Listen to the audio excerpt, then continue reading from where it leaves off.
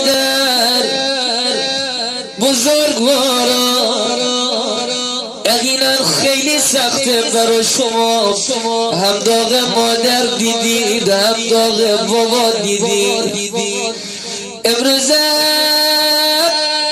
این خواهران، این مادران، این عزیزان رو دور خودتون جمع کردید.